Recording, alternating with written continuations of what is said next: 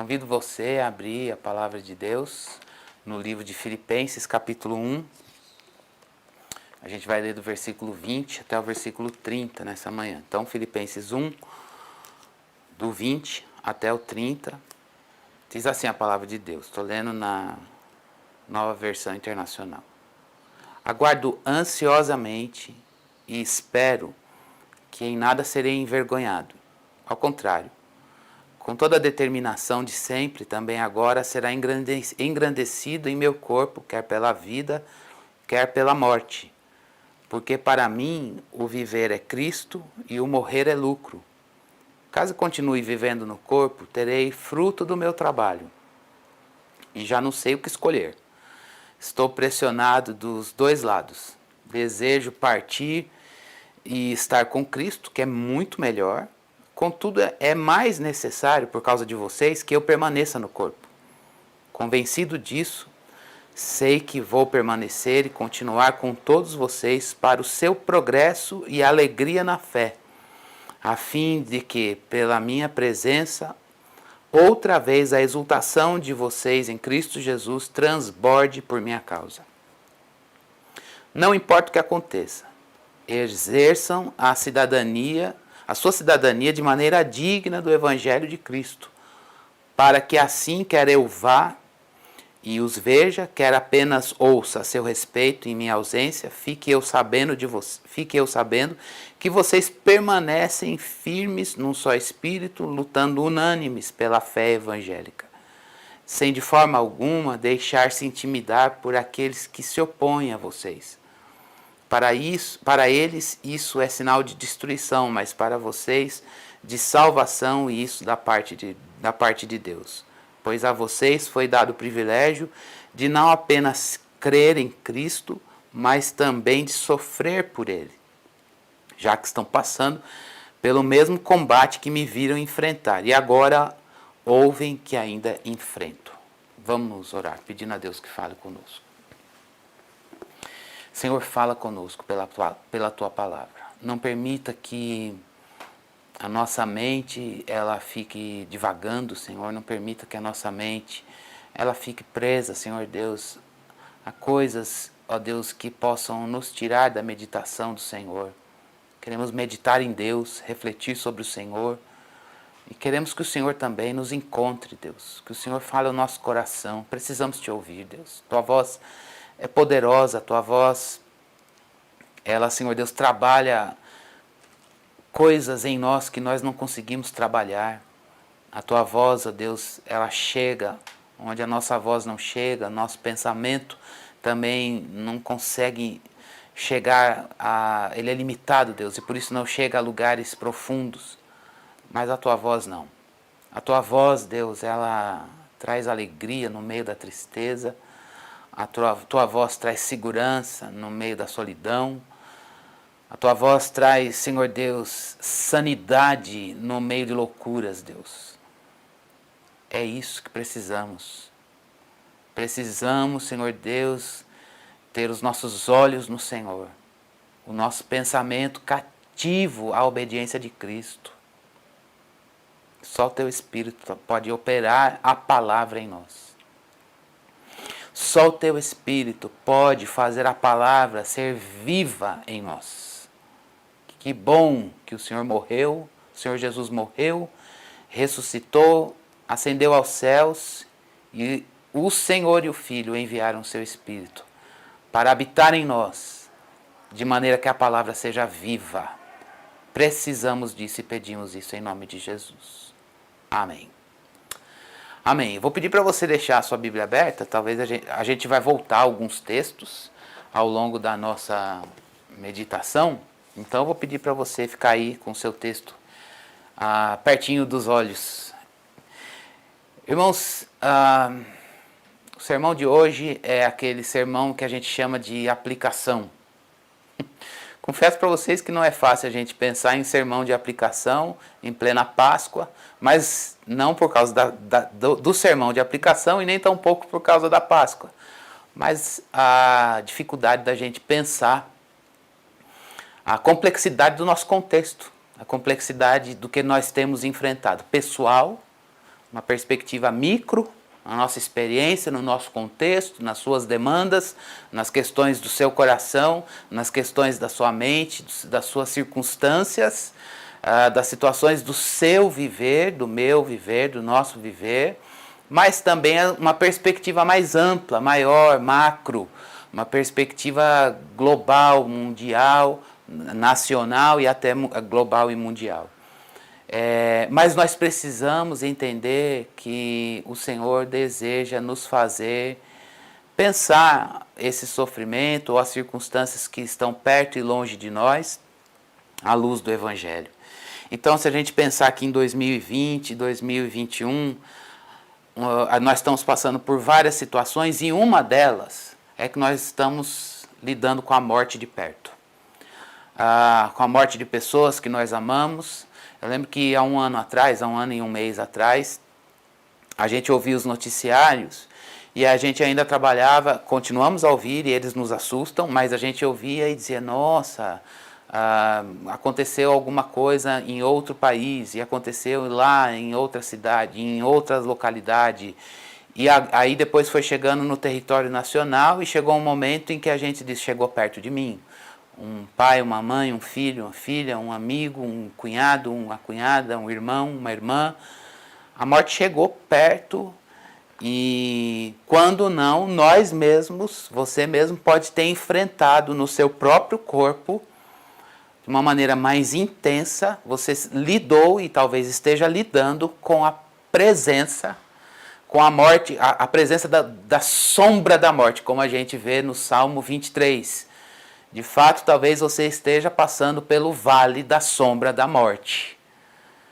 Então nós passamos por isso, Deus nos permitiu passar por isso e talvez estejamos passando e com certeza, a curto, médio ou longo prazo, nós lidaremos com isso em vida, com a morte. Então nós temos que pensar como um crente, um cristão lida com a morte. Sua e das pessoas que ele ama e que estão em Cristo. Como é que está, em outras palavras, o nosso relacionamento com o viver e com o morrer em Cristo? O nosso relacionamento pessoal, mas como também a gente lida quando esse Deus soberano, ele coloca de uma forma mais intensa o vale da sombra da morte para pessoas que nós amamos e que estão em Cristo e pessoas que provaram a morte em Cristo Jesus. O que um cristão ele pensa sobre o morrer e o viver em Cristo Jesus? Não é uma pergunta fácil da gente lidar, né? Mas a gente precisa lidar. Eu me lembro de Jó.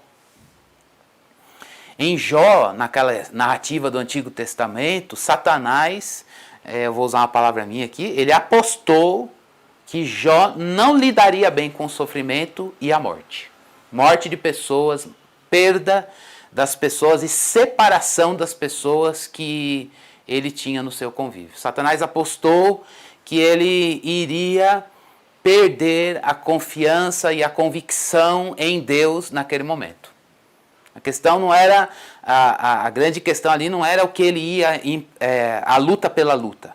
Mas olha, tá tudo bem com ele porque ele tem vida e vida, tudo tá certo na vida dele, né? Mas começa a mexer nas circunstâncias, separá-lo das pessoas a quem ele ama, mexe nos bens dele, até no físico. Eu quero ver se ele continua mantendo confissão e alegria no Senhor e tantas outras coisas. Então, Satanás ele apostou ali que Jó fracassaria nessa tarefa, de viver e se alegrar no Senhor, e se tiver que passar pela morte e ainda assim manter a sua confiança no Senhor.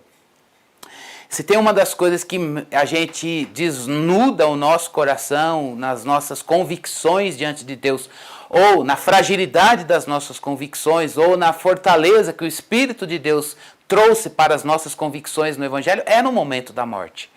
Porque é uma das dores mais viscerais, a gente não pode comparar casos nem situações, todas elas são muito difíceis, muito complexas, mas não é diferente com a dor da separação pela morte. quando a gente se separa de pessoas ou pessoas se separam de nós por causa da morte. Então é nesse momento que a gente traz os gritos da nossa alma e rasga o coração com todas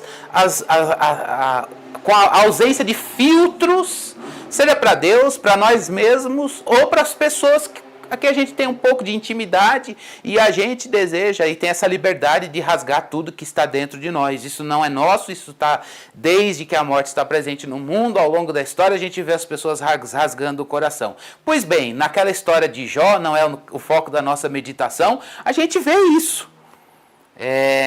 Satanás, ele quis apostar com Deus de que Jó iria pisar na bola nas suas convicções. E não apenas com Jó, mas de uma forma mais intensa, Satanás fez a mesma coisa com Cristo Jesus. Antes de Jesus ir para a cruz, ele sempre quis chamar Jesus para fugir dessa. Então ele sempre, olha, você pode chegar ao reinado, a ser rei, mas não pela cruz. Para que sofrer? Então, de diversas formas e formas muito sutis, às vezes em palavras, na boca de homens, Satanás, lá em Mateus capítulo 4, na tentação no deserto e depois em outras passagens que a gente vai vendo ao longo dos 4 evangelhos, a gente vê Satanás sutilmente seduzindo Jesus Cristo para dizer o caminho do sofrimento e o caminho da morte que vem pela obediência a Deus no sofrimento, e isso necessariamente o levaria para a cruz, não seria um caminho, não seria um caminho necessário pela proposta maligna. Então, a gente olha para Jó, mas a gente pode sair de Jó e olhar isso de uma forma mais intensa para Cristo Jesus. Mas graças a Deus pelo texto da narrativa dos evangelhos e até o texto de Filipenses, no próximo capítulo, que a gente não vai ler aqui, mas Paulo registra isso, que Jesus tornou-se obediente até a morte e morte de cruz. Ele sofreu direito, passou pela cruz, enfrentou a morte e provou a glória da ressurreição. Então, embora a gente tenha um paralelo entre Jó e Jesus, a gente vê que Jó, na sua humanidade, ele teve seus momentos, ele não pecou, mas ele teve seus momentos de limitação para lidar com aquela situação, e até que no final da história a gente vê a glória de Deus se manifestando. Como foi a glória de Deus se manifestando naquele sofrimento? Ele pôde dizer: eu te conheci melhor. Agora em Cristo Jesus a gente vê a perfeição da humanidade. Aquele que passou pelo sofrimento, foi obediente até a morte, morte de cruz, e o poder de Deus o ressuscitou. Irmãos, preste bastante atenção. Há um auxílio do Espírito Santo. Paulo chama aqui no texto, no capítulo 1 de Filipenses, no versículo 19 que a gente não leu, ele chama Espírito de Jesus Cristo. Está falando do Espírito Santo, mas para dizer que o Espírito Santo quer fazer em mim e em você, naqueles irmãos nossos da igreja de Filipos, a mesma coisa que fez em Jesus na sua lida com o sofrimento, seguido de morte e na ressurreição. Eu sinto em te dizer, mas não sinto não. Desculpa essa fala mais direta. Eu e você fomos chamados para passar pelo sofrimento no parâmetro de Jesus. Fomos chamados para passar pela morte, não qualquer morte, mas no parâmetro da obra redentora de Jesus. E também participar da ressurreição de Jesus Cristo. O Espírito de Jesus Cristo auxilia a igreja, auxilia você, auxilia a mim, para que a gente enfrente o sofrimento na nossa fraqueza, nas nossas limitações mentais, nas nossas fragilidades emocionais, nas nossas oscilações de personalidade. Nem quero entrar nessa seara porque eu não tenho os termos da psicologia, da psiquiatria para usar aqui, então melhor ficar na Bíblia.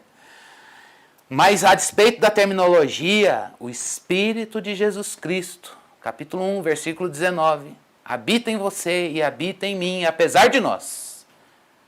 para produzir em nós o Filho de Deus, também para que a gente aprenda a sofrer e a gente aprenda a viver, se for para passar em vida pelo sofrimento, com alegria em Cristo Jesus.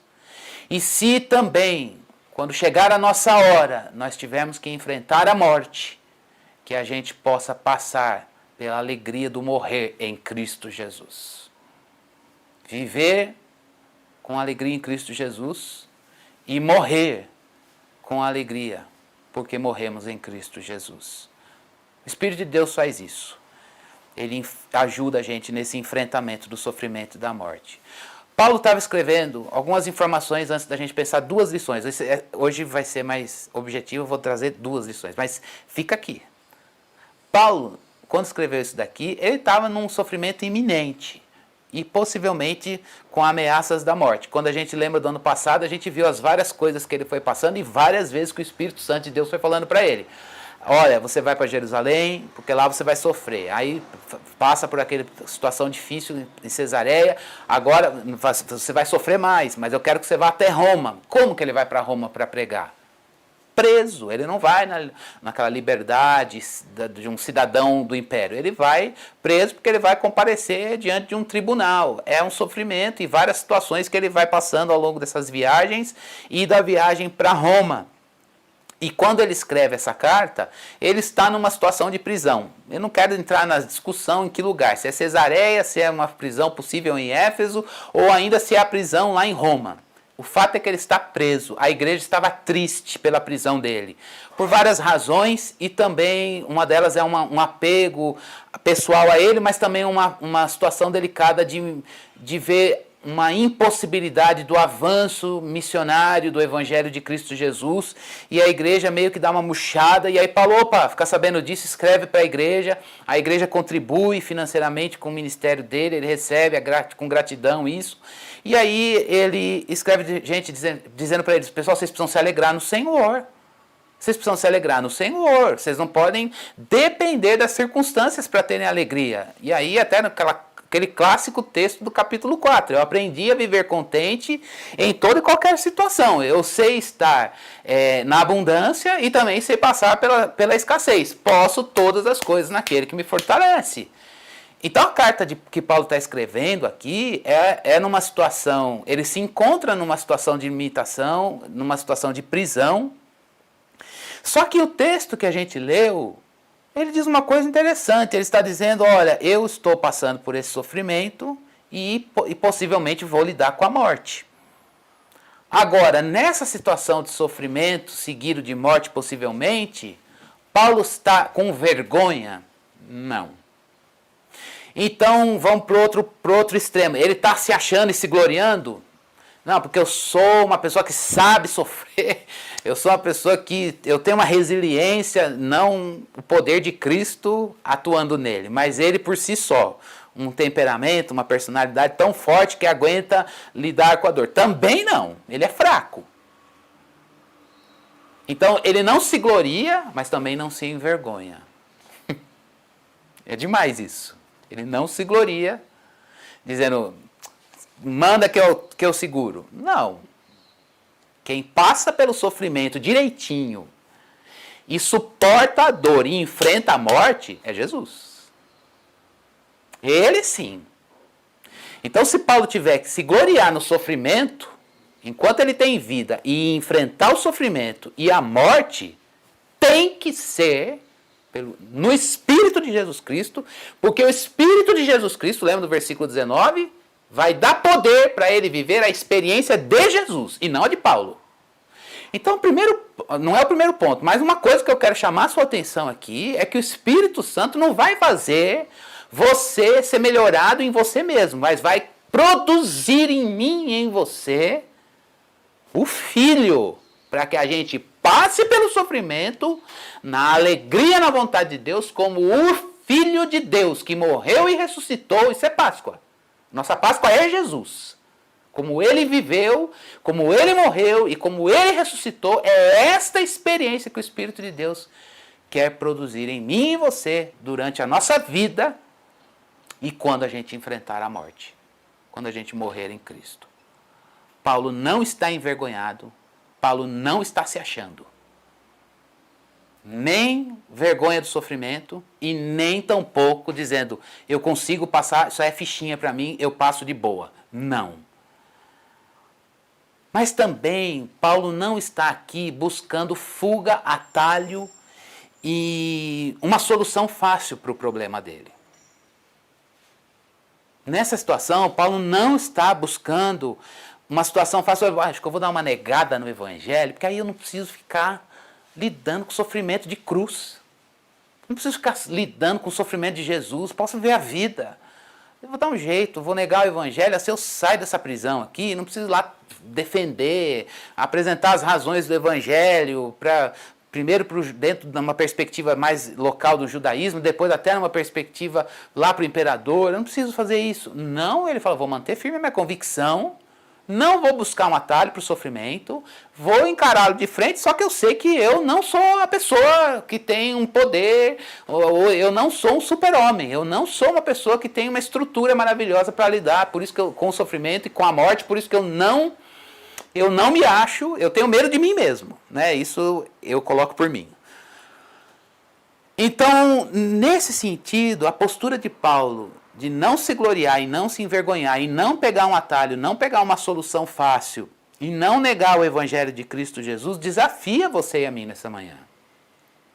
Volto a dizer, ano passado e este ano, a gente está lidando com a morte de perto. E isso traz choro para o nosso coração. Um choro por causa das pessoas a quem a gente ama e um choro pela dor do mundo. Porque a gente está vendo pessoas no mundo morrer. E isso dói no nosso coração. É sofrimento. Agora tem consolo. Ser consolado no sofrimento não significa ser alienado. Pegar uma euforia para esquecer. Muito pelo contrário. É enfrentar olhando de frente. E vendo como é difícil. Como Jesus Cristo não desviou do caminho da cruz, como Jesus passou pelo sofrimento sem desviar nada dos seus passos, na vontade de Deus, para ser obediente até a morte, morte de cruz. O Espírito de Jesus Cristo, o Espírito Santo de Deus, habita em você, habita em mim, para fazer com que a gente tenha coragem no sofrimento que você está enfrentando, no sofrimento que eu estou enfrentando, no sofrimento que enfrentaremos por amor a Deus. O Espírito de Deus quer te dar coragem, que vai se sobrepor à vergonha, que vai se sobrepor à vanglória. E vai fazer a gente se alegrar no Senhor em vida, nada mais e nada além, nem nada menos, mas dizer, apesar de todo este sofrimento e essa dor horrorosa que eu estou enfrentando, eu me permito hoje e sempre, e eu busco, não apenas nos permitirmos, provar a coragem que o Espírito de Deus nos dá para vivermos com a alegria em Cristo Jesus. Essa ninguém vai roubar, nem a morte, nem o sofrimento. Mas também o Espírito dá coragem para a gente morrer em Cristo Jesus. Viver alegremente em Cristo e morrer alegremente em Cristo. Irmãos, isso que o louvor cantou há pouco. Eu bem sei, eu sei que a minha vida está nas mãos de Deus. É uma paráfrase de alegria de viver e de morrer em Cristo. É isso que o Espírito de Deus quer fazer, te dar coragem para isso. Você quer essa coragem? Talvez seu coração diga, eu não quero essa coragem. Eu queria que Deus colocasse um basta no meu sofrimento. E dissesse para mim, ninguém mais que você ama vai morrer. Nem mesmo você. Nunca mais vai ter sofrimento, seja de enfermidade, seja de ordem material, seja de injustiça social, seja de dor micro, macro. Isso a gente tem uma promessa na glória eterna. Lá não haverá morte, lá não haverá dor, lá não haverá esse choro da dor. Agora, aqui, nós vamos enfrentar o sofrimento. Nós vamos enfrentar a morte. Mas uma coisa é certa, o cristão enfrenta o sofrimento e enfrenta a morte. Mas ele recebe, é tão certo quanto isso, é tão certo que ele também recebe coragem do Espírito Santo, que tira a vergonha, que tira a vanglória, e que dá coragem e poder para que ele se alegre em Jesus, no sofrimento e na morte. A pergunta para mim e para você é: quem quer essa coragem e quem está disposto a trocar de experiências no sofrimento e na morte? Nesta manhã, irmãos, é isso que o Espírito de Deus deseja fazer em você e em mim. Nós vamos refletir, preste bastante atenção, os 2 pontos sobre a morte e o morrer em Jesus. E enquanto ela não chega, sobre a vida e o viver em Jesus. Sobre a morte e o morrer em Jesus, sobre a vida e o viver em Jesus. Quer seja na morte, quer seja ou na vida, nas duas coisas, quando a gente vive em Jesus, morre em Jesus e vive em Jesus, apesar da dor e do sofrimento, nós temos uma alegria corajosa gerada em nós pelo Espírito de Jesus Cristo. Tenho certeza que isso, neste ponto, o Espírito de Deus quer trazer avivamento para mim e para você. Eu preciso disso, irmãos. Eu preciso disso. Eu não sei quantos anos me restam. Talvez você também não sabe quantos anos, dias, fôlego de vida, respiro nós faremos, teremos. O Senhor nos dará. Mas que todos os nossos dias nós provemos a alegria do Senhor. A alegria de viver em Cristo Jesus e para Cristo Jesus. Nós vamos, primeiro ponto, começar sobre a morte e o morrer em Cristo.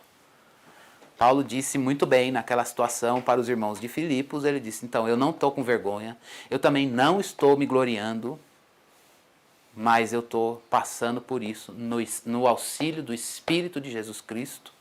E aí ele pôde dizer coisas maravilhosas que não fazem de Paulo uma pessoa melhor que você, um crente melhor que eu, um crente melhor que você, porque ele não é um super crente, ele não é um super humano, ele não é uma pessoa, ele é pecador, remido pela graça de Deus, como eu e você. O passado dele é o mesmo que o nosso naquela grande história. Foi criado por Deus e pecou e caiu. Carece da glória de Deus, mas graciosamente o Senhor foi a ele como veio a nós e nos deu vida gratuitamente no Filho de Deus e nos fez assentar com ele à direita de Deus Pai nos lugares celestiais e colocou todas as coisas malignas que estão nos céus, na terra, até nos ares, debaixo dos pés de Cristo, que é a sua igreja. É um lugar de glória e vitória para Cristo que ele nos dá. Essa é a história de Paulo, que é a sua em Cristo e a minha em Cristo. Estou dizendo isso porque a gente tem a tendência de idolatrar. Os caras da Bíblia, eles eram gente como eu e você. A beleza deles não é eles mesmos. A beleza deles é Cristo na vida deles e essa beleza é para nós. Portanto, por que eu estou falando isso? Me desculpa te dizer que se você se conforma dizendo assim, Paulo era Paulo e eu sou eu, né? Nunca vou... Ai.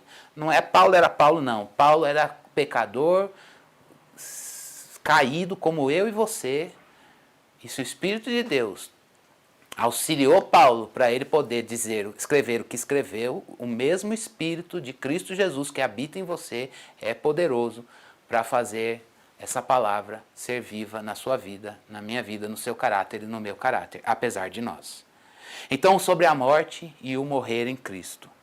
Irmãos, algumas considerações fora do texto. A primeira coisa, a morte de um cristão, morrer em Cristo, não é punição. Romanos capítulo 8, versículo 1, Paulo, depois de falar de todo esse processo do que Cristo fez por nós, ele bate um martelo e está dizendo, então é o seguinte, galera, nenhuma condenação há para aquele que está em Cristo Jesus. Por quê? Porque Jesus Cristo, o pecado, ele, quando aconteceu, o pecado entrou no mundo e pelo pecado a morte, ele, o salário dele qual é? Culpa, vergonha e medo. Desde que o pecado entrou no mundo, a gente vive com um fardo impossível de carregar. Um fardo de culpa, e a culpa é fazer você querer resolver, a gente resolver o mal que fizemos por nós mesmos. Então eu preciso resolver meu problema. O medo é o medo de que sejamos descobertos ou que alguém conheça as nossas vísceras errantes. O nosso interior, as coisas horrorosas do pecado dentro de nós. E a vergonha é justamente o resultado de culpa e esse medo.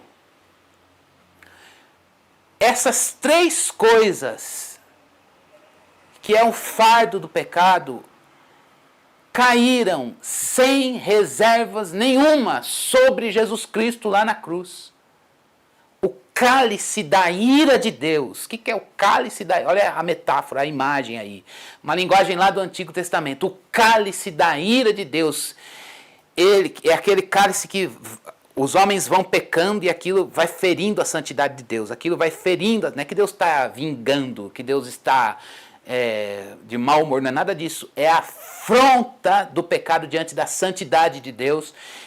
Esse cálice, ele transbordou. O pecado da humanidade, ele transbordou lá na cruz.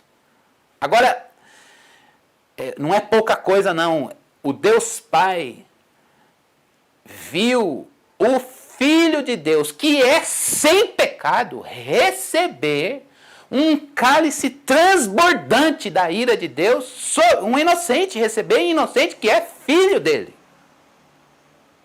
Então a morte que Jesus Cristo passou é uma morte de punição.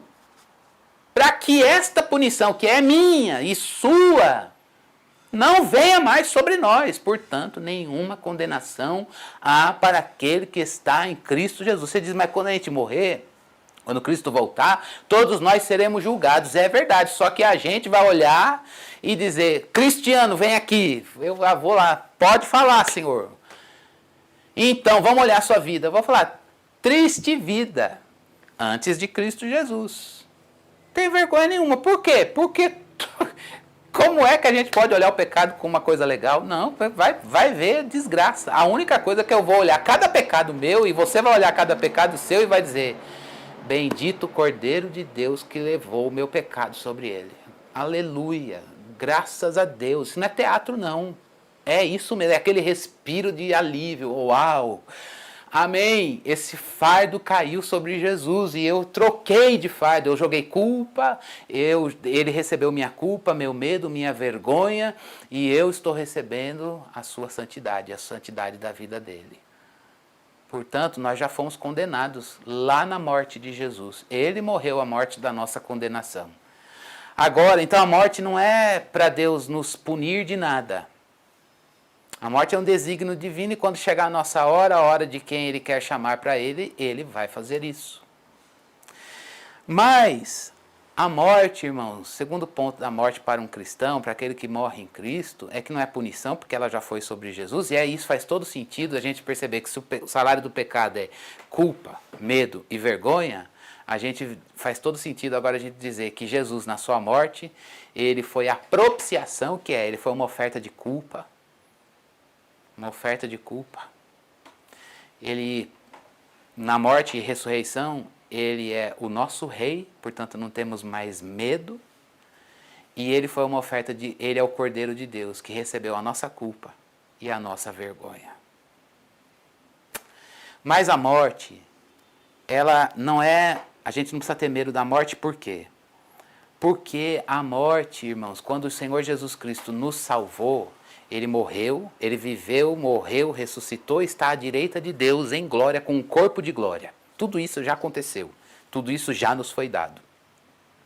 Mas no tempo, a morte Deus não executou todos esses aspectos em nós de uma vez. A gente ainda está aqui. Nós vivemos, fomos criados por Deus, nascemos em pecado e fomos alcançados pela graça de Deus com a redenção que há em Cristo Jesus. Presta bastante atenção nisso, por favor. Só que a gente ainda está em santificação aguardando a glória. A gente ainda tem um corpo com presença de morte e de pecado, que não é o corpo que Jesus recebeu na ressurreição.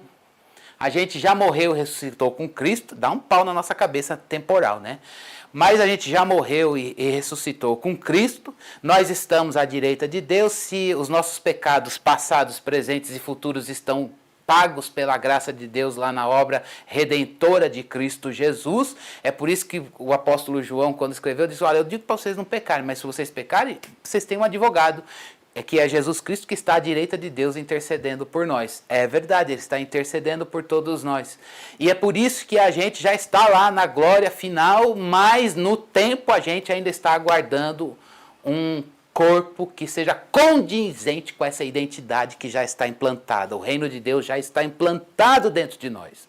Hoje no Pai Nosso a gente de fato pode orar: venha o teu reino aqui, porque Jesus reina, Ele é o nosso rei.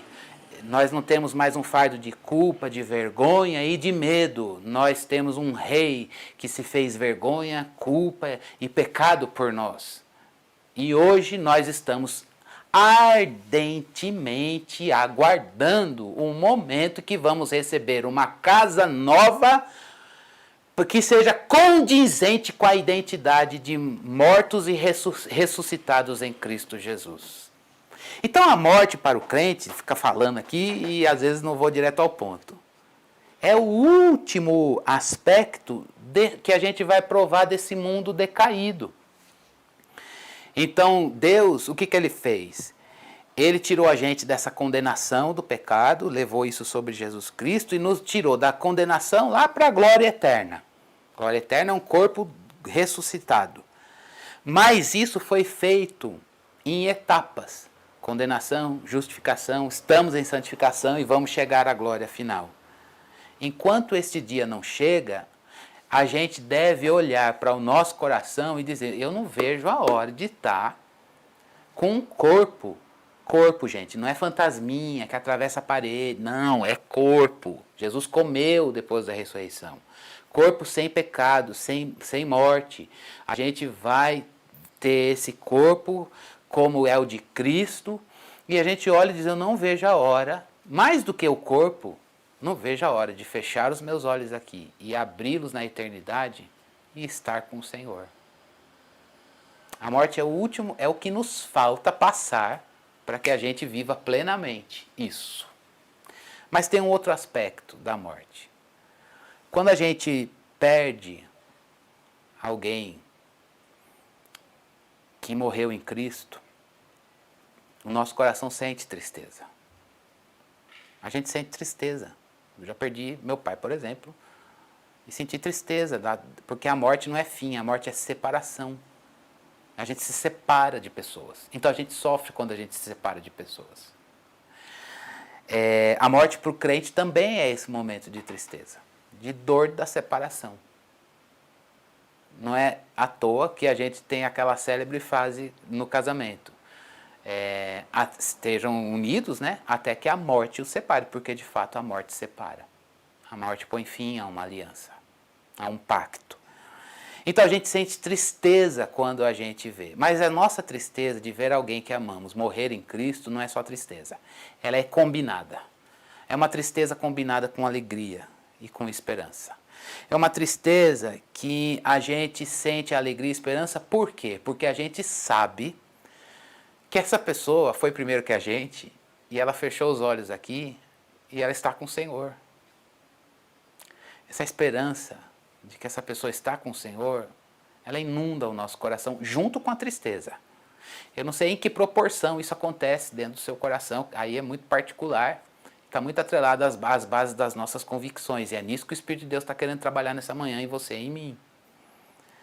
E não é errado, portanto, você expressar tristeza pelo sofrimento, quando você percebe que você ou alguém que você ama está enfrentando o vale da sombra da morte, também não é errado você expressar tristeza quando esse sofrimento foi seguido de morte. Lembra que quando Estevão morreu, lá no livro de Atos, capítulo 2? Olha o que o Lucas escreveu para nós. Ele diz, homens piedosos, não era crente, era crente piedoso. Gente que tinha convicção firme na palavra. Sepultaram Estevão, até aí tudo bem, mas fizeram o quê? Por causa dessa situação, uma grande lamentação. Homens piedosos lamentaram.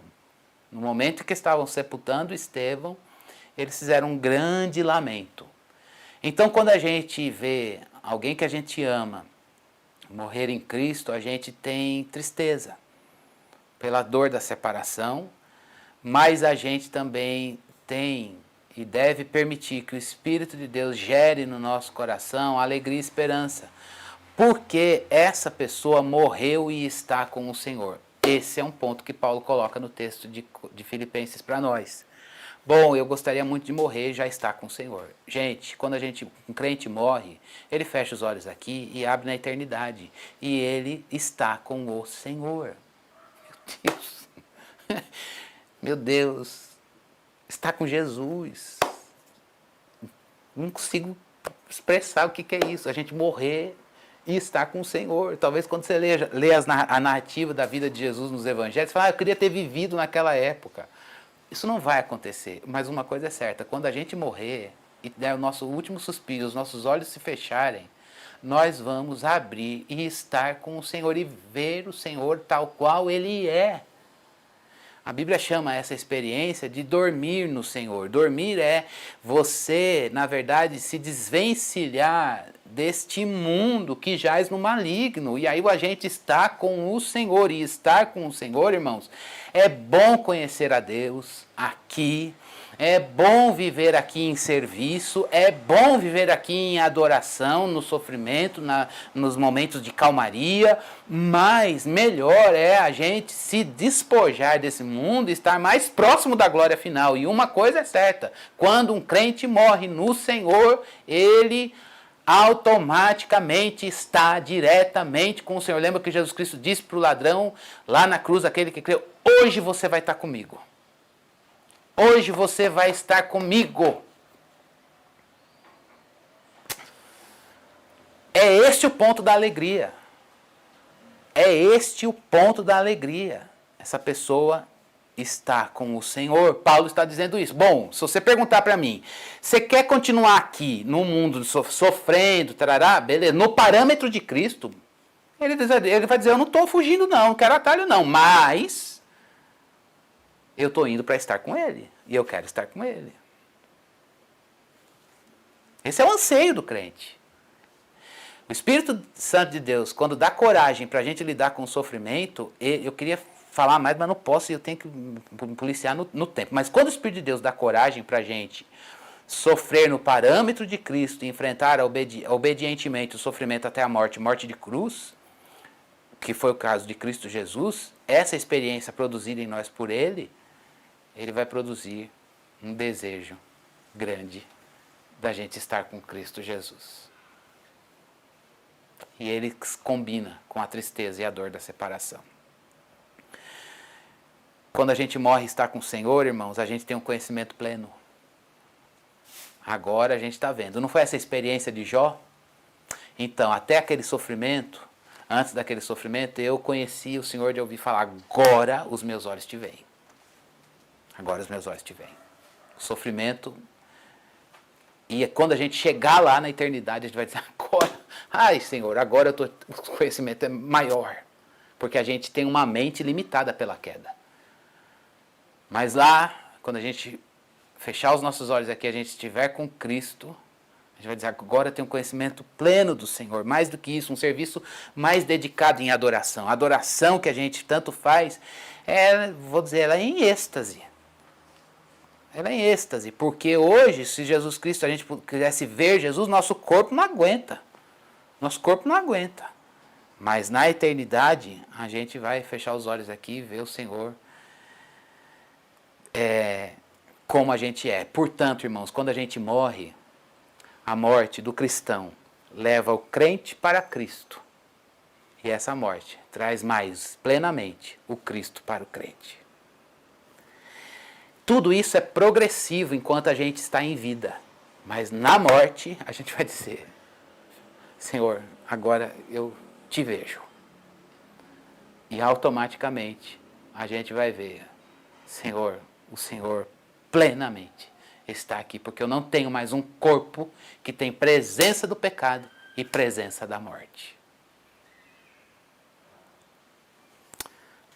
2 pontos.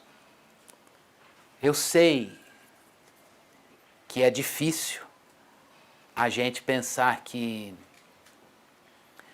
Deus pode recolher para Ele pessoas do nosso convívio, mas eu quero te lembrar uma coisa. Eu ia citar esse versículo no final, mas vou citar já. Salmo 24, versículo 1 nos diz: do Senhor é a terra e a sua plenitude. Até aí tá bom, as árvores são do Senhor, os rios. Do Senhor é a terra e a sua plenitude, o mundo e aqueles que nele habitam.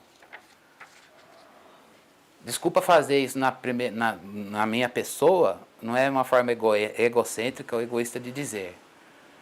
Mas meus filhos não são meus, eles são do Senhor. Eu não sou meu. Eu fui comprado por um preço. Você não é seu. Tudo é do Senhor. Ele dá, eu estou sempre fazendo esse paralelo com Jó. Ele dá e ele toma. Eu sei que é muito difícil quando a gente recebe alguém, marido, mulher, amigo, irmão, pai, mãe, filho, filha, cunhado, vizinho, a gente dizer: o Senhor me deu, está nas minhas mãos, eu sou um servo do Senhor nessas pessoas, mas são tuas.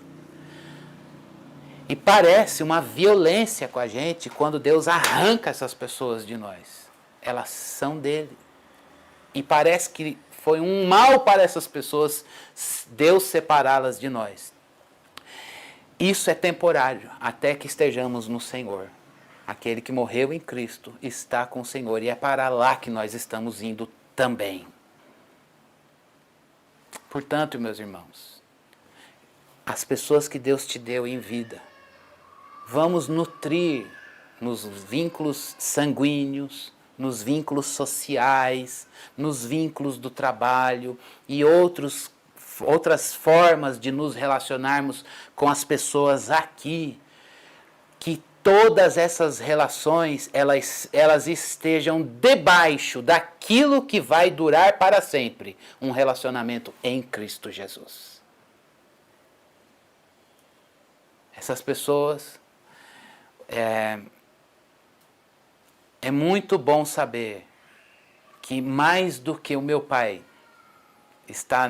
meu pai, eu vou encontrá-lo um dia, muito bom saber que antes de ser meu pai, ele é filho de Deus em Cristo Jesus. E o Deus Pai, na obra redentora do seu Filho, no poder do Espírito, o chamou. Nesse sentido, eles já estão lá, contemplando o Senhor, para onde nós também estamos indo. Do Senhor é a terra, o mundo e todos os que nele habitam. Nós somos mordomos. Aí você vai dizer: então não vou me apegar. Não vou me apegar porque depois eu não sofro. Não é assim. Não é assim. Quanto mais a gente amar o Senhor sobre todas as coisas, mais a gente vai ser fiel a Ele na vida das pessoas que Ele colocou.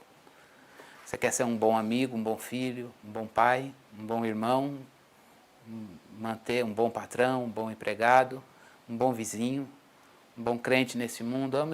Permitamos que o Espírito de Deus nos dê coragem para amar o Senhor sobre todas as coisas, e assim a gente vai colocar essas pessoas com muito amor no lugar que elas devem estar na nossa vida, mas junto com elas, o Senhor. Elas não ocupam o lugar do Senhor. A gente sente a separação, mas a gente sabe que a gente está indo para o mesmo lugar. Aí você vai dizer, Cristiano, mas você não vai falar nada das pessoas que morrem e não estão com o Senhor? Sim. A Bíblia diz que a salvação é para aquele que crê no coração. O coração do homem só Deus conhece. Não nos compete saber. Só Deus sabe quem é dele. E no último dia, ele vai fazer uma separação. Então, pare de tortura. Eu não conheci meu avô. Meu avô chamava Jesus. Eu nem sei se ele honrou o nome que ele tinha. Ele chamava Jesus. A mulher dele também eu não conheci. Pais dos meus pais, né? Jesus e Yolanda. Eu não os conheci. Só o Senhor sabe se eles são dele. Eu não vou fazer, a gente não pode fazer disso, a salvação pertence ao Senhor. Do começo até o fim. A nós nos cabe olharmos em vida e sermos missionários para as pessoas a quem Ele quer alcançar. Portanto, irmãos, não compete a gente não tem o poder de sondar corações. A gente não tem esse poder. Então a gente deve descansar que Deus sabe quem é dele. Deus sabe quem é dele. É a morte e o morrer em Jesus. Não é condenação. É o último aspecto de uma obra já feita. No tempo, nós precisamos passar por ela. Mas a gente chora a separação das pessoas. Uma tristeza combinada com alegria e esperança daquelas pessoas, de saber que elas estão em Cristo. Pelo menos os frutos disso a gente percebe. E também da gente perceber isso na nossa própria experiência, porque é para onde estamos indo. E entender que todas essas pessoas, elas são do Senhor. E as coisas que são dele, Ele dá e Ele tira. Porque é melhor estar com Ele. É melhor deixar as coisas de Deus nas mãos dEle. E permitir que a vontade dEle, que é boa, perfeita e agradável, embora às vezes nos surpreenda no tempo, a gente faça valer isso. É difícil entender a tua vontade neste tempo para esta pessoa. Mas a morte não foi uma coisa que para aquele que morre em Cristo Jesus, é uma bênção, irmãos. É uma alegria para essa pessoa. Ela está com o Senhor. E que essa expectativa ardente seja intensificada no seu coração e no meu nesta manhã, de querer estar com o Senhor. E aí a gente precisa perguntar, como é que eu vou continuar vivendo, lidando com o sofrimento e a morte iminente, enquanto o meu dia não chega? Medo de morrer, ou medo de qualquer diagnóstico, ou medo de qualquer má notícia? Não, isso é tortura. Então agora a gente precisa de um segundo ponto, sobre a vida e o viver em Jesus. Paulo disse, o viver é Cristo e o morrer é lucro. Irmãos, há uma relação entre como a gente vive e como a gente encara a morte. Por isso que agora a gente vai trabalhar por último como viver, porque é o que a gente tem de realidade hoje. Você está vivo e eu estou vivo. Agora nós estamos vivos. Há pessoas que estão ao nosso lado dos nossos círculos que ainda estão com fôlego de vida. E a pergunta é como você tem vivido? Como nós vamos viver? Dizer como Paulo, bom, morrer é lucro porque vai estar com o Senhor. E o viver é Cristo? Irmãos, se o seu e o meu viver não for Cristo, a gente passa pela morte sem aquela alegria e esperança. A tristeza existe para todos. Ponto. Não se martirize por isso, não. Nem se culpe por estar sentindo tristeza das pessoas que Deus recolheu para Ele mesmo. Mas, se Cristo não é o nosso viver, a gente não tem, junto com essa tristeza e dor, alegria e nem esperança. Aí é triste. Então agora, o Espírito de Deus quer nos dar coragem para produzir em nós alegria e esperança, que vão se combinar à tristeza quando a morte chegar. Ao ponto da gente poder dizer, o viver é Cristo. Irmãos, dizer que Cristo é o nosso viver é uma questão que começa no coração, mais do que vida física ou biológica. A vida, o viver cristão, não é ter fôlego para respirar em primeiro lugar, mas é uma questão do coração. Agora eu quero que você volte ao texto.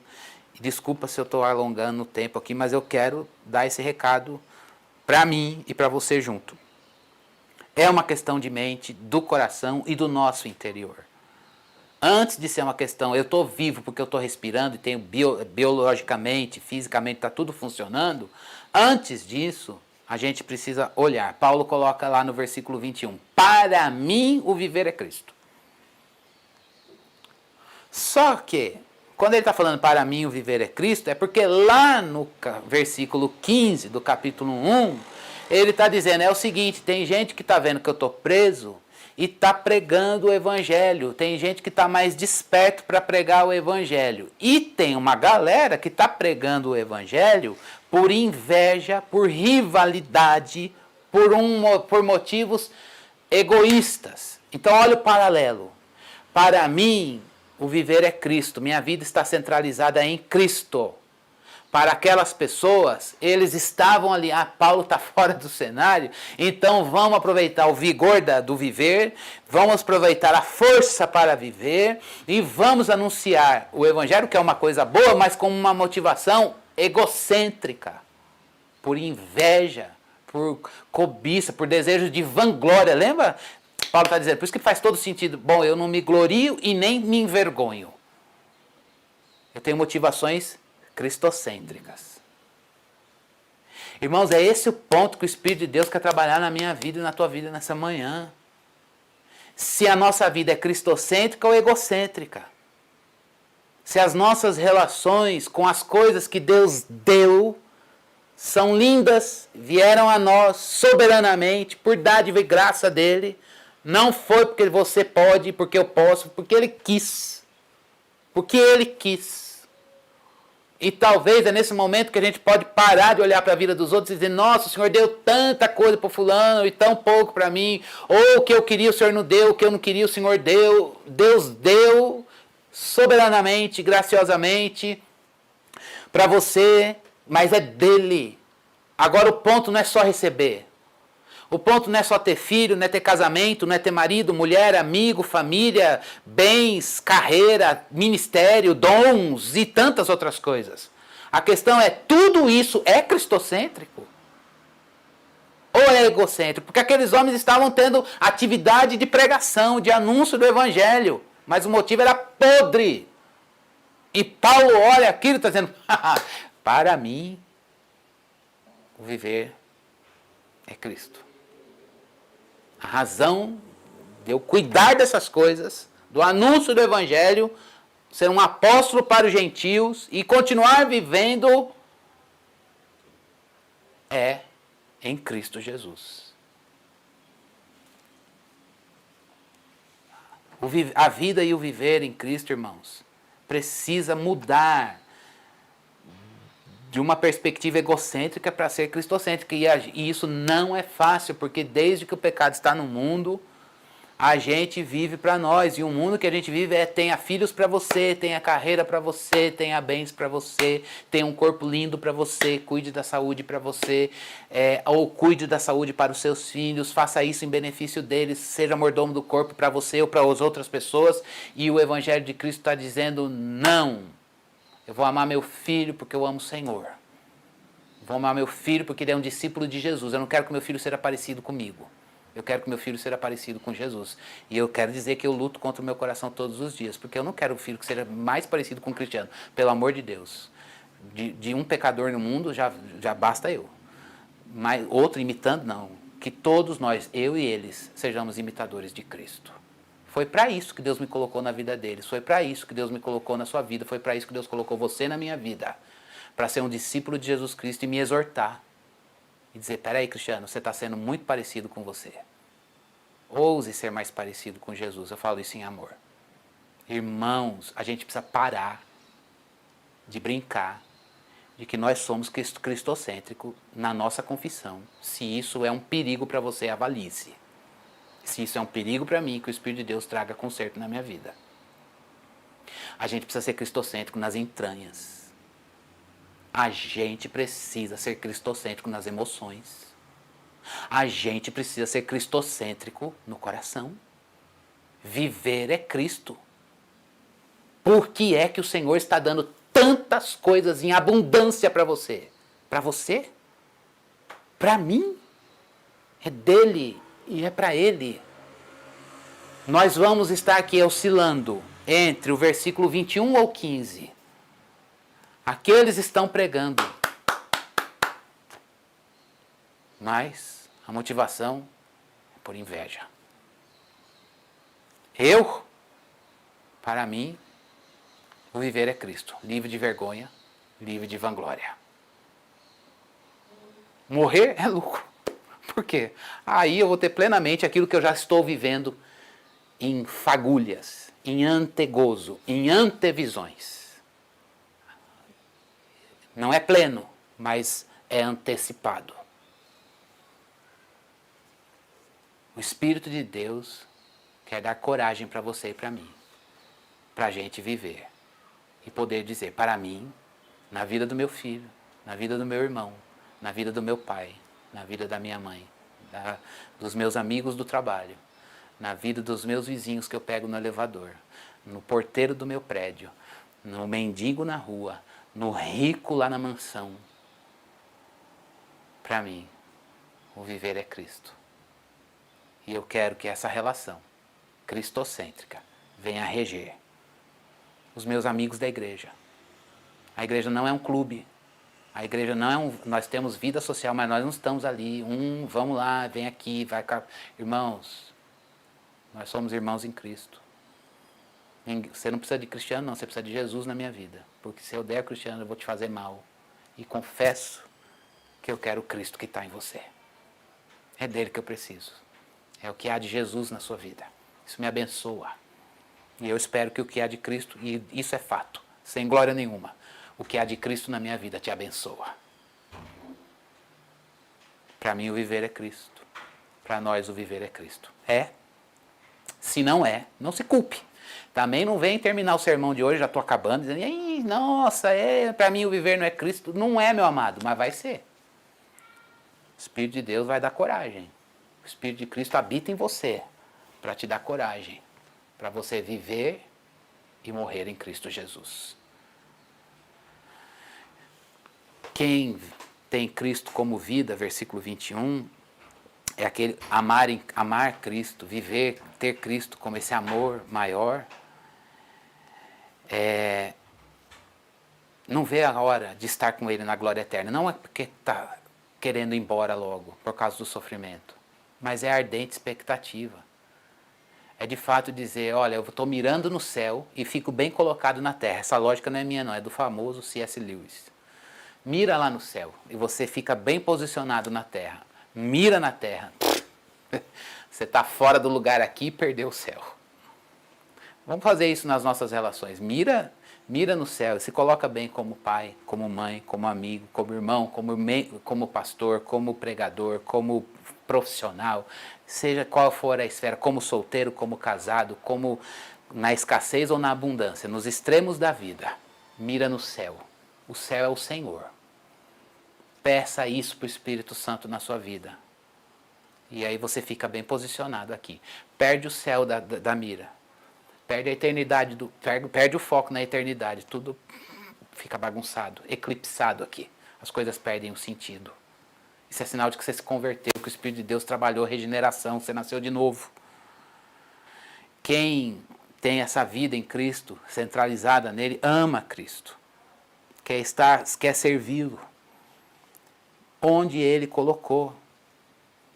Paulo está dizendo no versículo 22, 23 e 24. Bom, enquanto não chega a minha hora, é o seguinte, vamos reler. Melhor o Paulo falar por si mesmo, Deus falar na pena de Paulo aqui. Estou relendo, gente, para acabar. Caso continue vivendo no corpo, terei fruto do meu trabalho. E já não sei o que escolher. Difícil, né? É bom ver o fruto do trabalho. Não é que a gente quer morrer logo. Não, o Senhor é muito bom. O Senhor me deu fôlego de vida, com enfermidade, sem enfermidade, com dinheiro, sem dinheiro, com pobreza ou na riqueza. Eu quero ver o fruto do trabalho, Senhor. E é muito legal ver. Uau, que bom.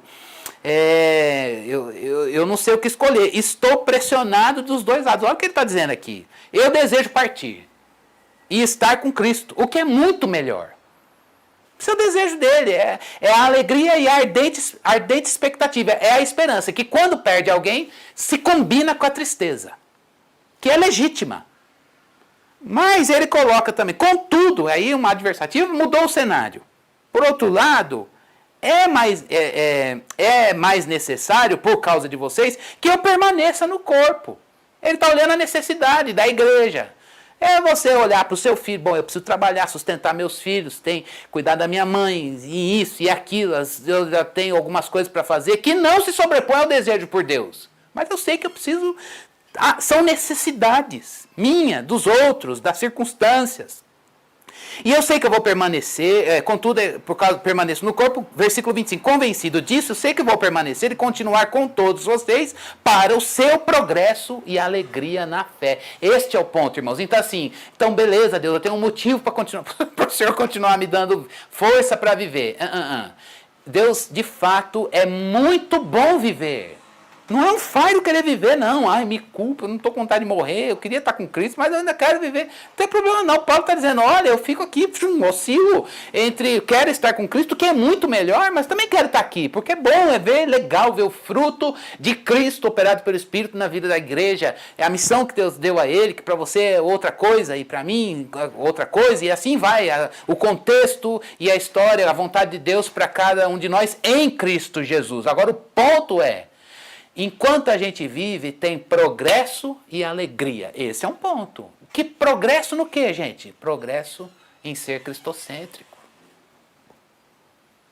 E provar a verdadeira alegria, que é Cristo. E aí é um ponto. Cada dia mais próximo da glória final, nós estamos mais maduros e parecidos com essa glória final. Não adianta a gente só se converter e dizer, tá bom, sou de Jesus e quando eu morrer eu vou para a eternidade. É verdade, mas esse mesmo Deus que salvou, Ele está nos dando uma santificação progressiva e quanto mais a gente vai percebendo essa santificação progressiva, mais a alegria no Senhor se sobrepondo a um coração naturalmente egocêntrico.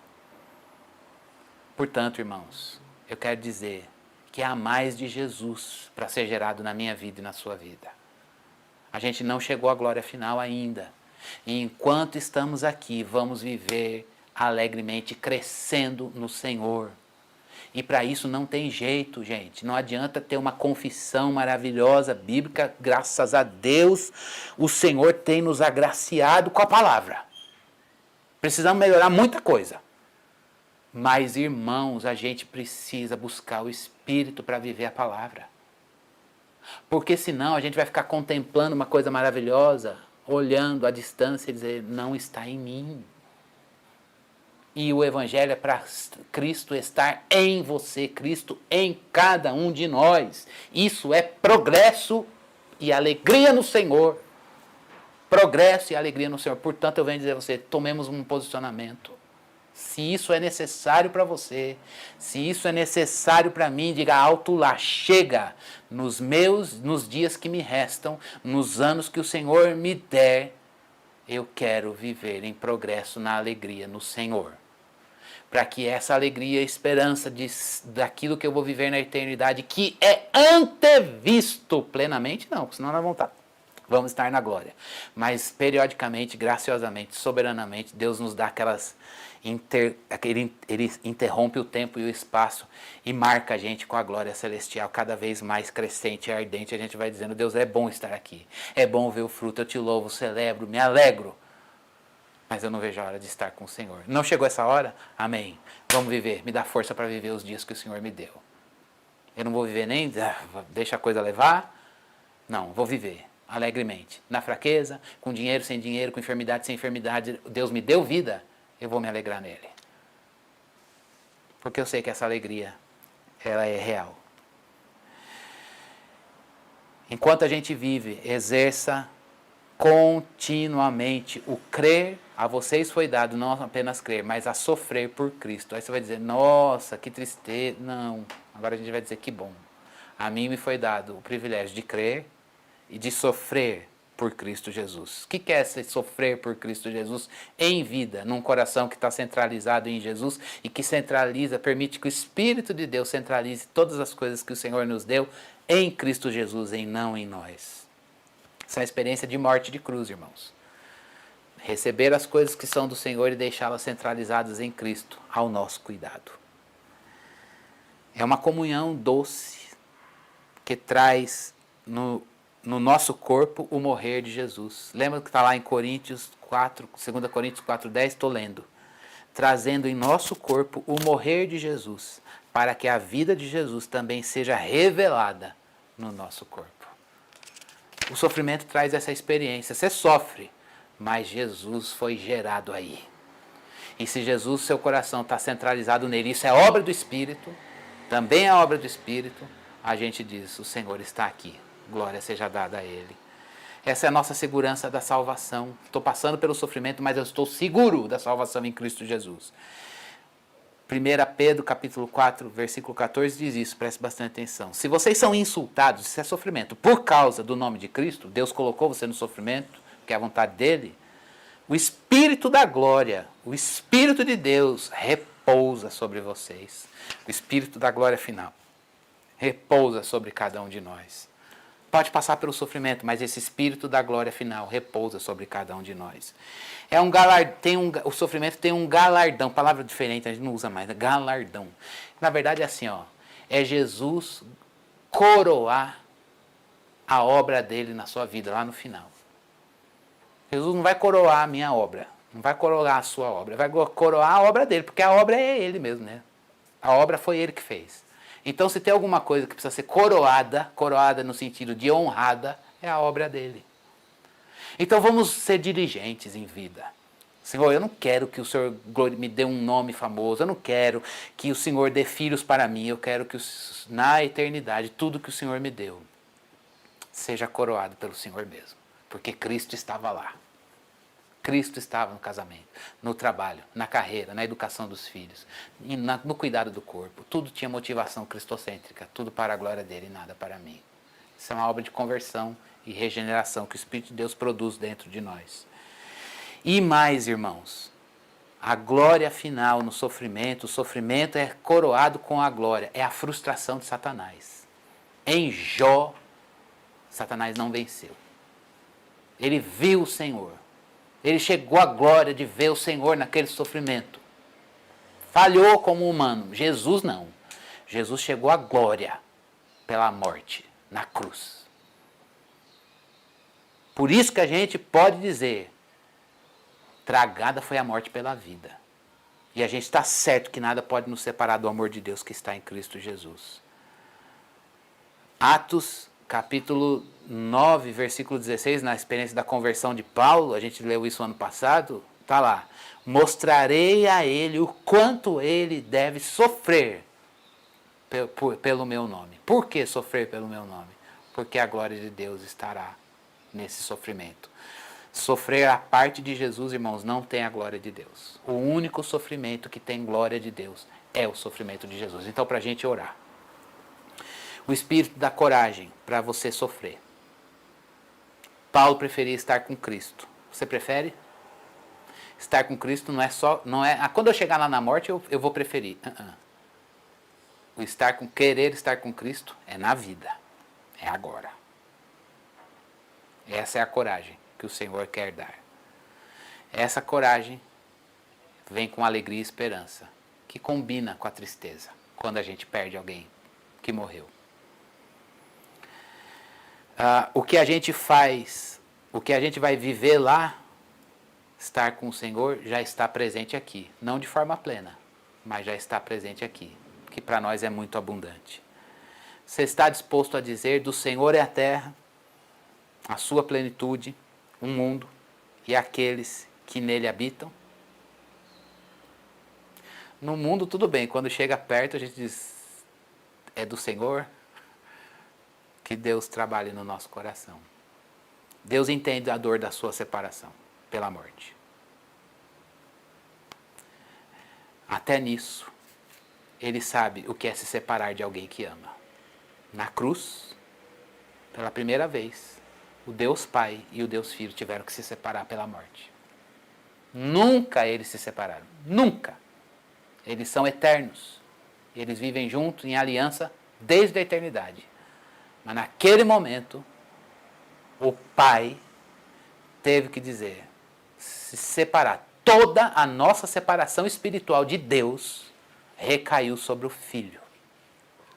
E o Pai teve que virar as costas. É um amor que Deus sabe o que é se separar de alguém. E Ele fez isso para que nunca mais a gente se separe dele. Nunca mais. Nunca mais. Nada vai nos separar do amor de Deus, nada nem ninguém vai nos separar do amor de Deus que está em Cristo Jesus. Por que não hoje pedir esse avivamento e dizer, eu quero viver plenamente nessa relação de amor com Deus Pai pelo Filho?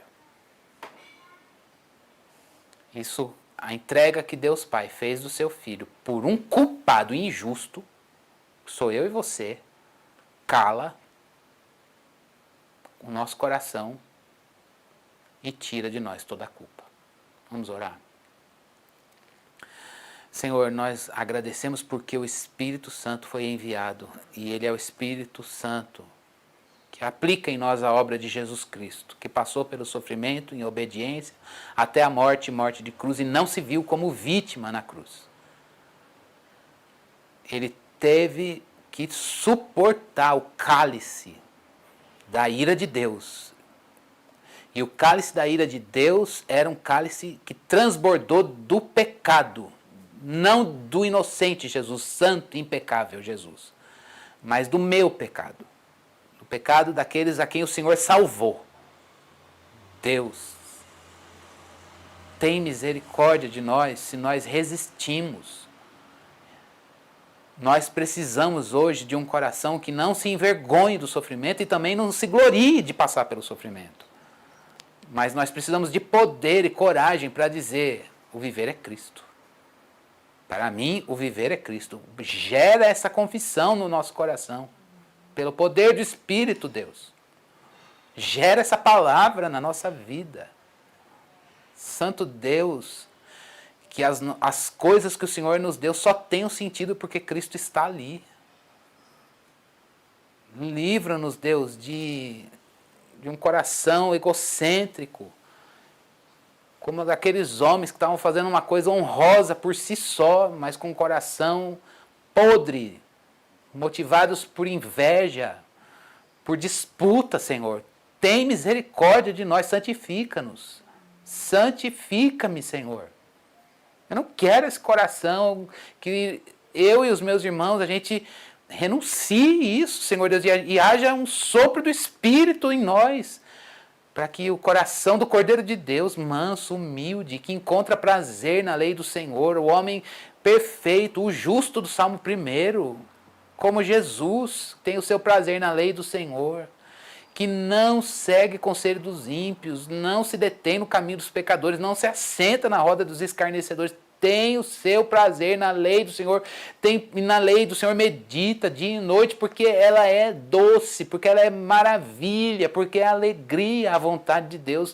Dá-nos a alegria da tua vontade, Senhor Deus, isso é viver em Cristo, e nós não queremos, ó Deus, passar a querer estar com o Senhor quando morrermos.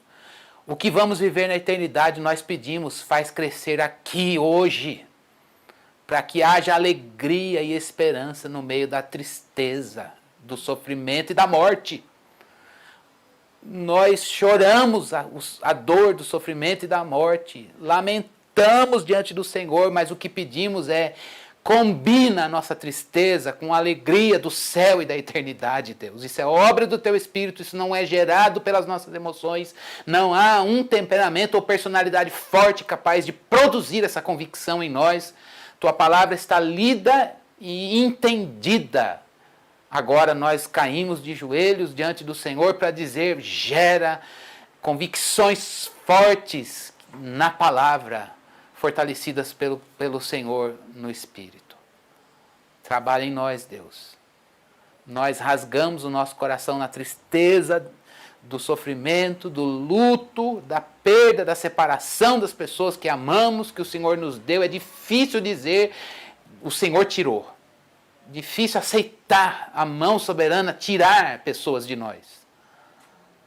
A única coisa, Deus, que vai nos fazer suportar a tua mão tirando pessoas de nós é a alegria da eternidade de saber que para lá estamos indo. Nós pedimos hoje isso, na dor do nosso coração, no luto do nosso coração. Nós não pedimos por sua reverter, não tem como. Nós também não queremos aqui caminhos e atalhos para manipular, como se isso fosse possível, porque não é, Deus, contato com essas pessoas, porque elas são tuas, estão com o Senhor. Mas o que nós pedimos hoje é no nosso sofrimento, que haja uma inundação do teu Espírito, no tempo e no espaço, soprando no nosso coração, a partir da palavra, a alegria e a esperança de que podemos viver hoje um pouquinho da glória celestial por vir. Deus, faz o nosso coração cristocêntrico. Faz o nosso coração te amar. Faz meu coração te amar melhor, Deus. Dá-nos um coração fiel. Dá-nos, Espírito Santo, um coração fiel que ame o Senhor sobre todas as coisas. Quando a gente não ama o Senhor sobre todas as coisas, a gente não diz com as atitudes que o viver é Cristo, Deus. E é horrível saber que Jesus é o nosso Salvador, mas Ele não ser o nosso viver, Deus. Conquista-nos para Ti nessa manhã, Deus. Ganha mais do nosso coração para Ti, coração selvagem, coração egocêntrico, mas que é domado, mas que pode provar a morte da cruz, para que a vida de Jesus se manifeste. É essa a experiência que desejamos, a morte de nós e a vida do Filho se manifestando em nós, vasos de barro, Senhor. Quebra-nos, Deus. Faze-nos de novo, Senhor. Transforma-nos, Deus. Aviva a tua obra, a obra de Jesus em nós, Senhor Deus. Nesse momento de dor, de luto, nesse momento de choro, Senhor, de contrição, que seja o choro, mas também haja quebrantamento do Senhor nos nossos corações, para que haja adoração verdadeira, porque queremos te adorar em qualquer circunstância, até no luto, até na morte, até no vale da sombra da morte. Queremos te adorar, Deus, mas isso não é uma coisa vazia, não é uma questão de emoção, isso é uma questão de convicção soprada pelo Espírito a partir da palavra, Senhor. Faz essa obra em cada um de nós. Oramos e agradecemos e dependemos de Ti, em nome de Jesus. Amém.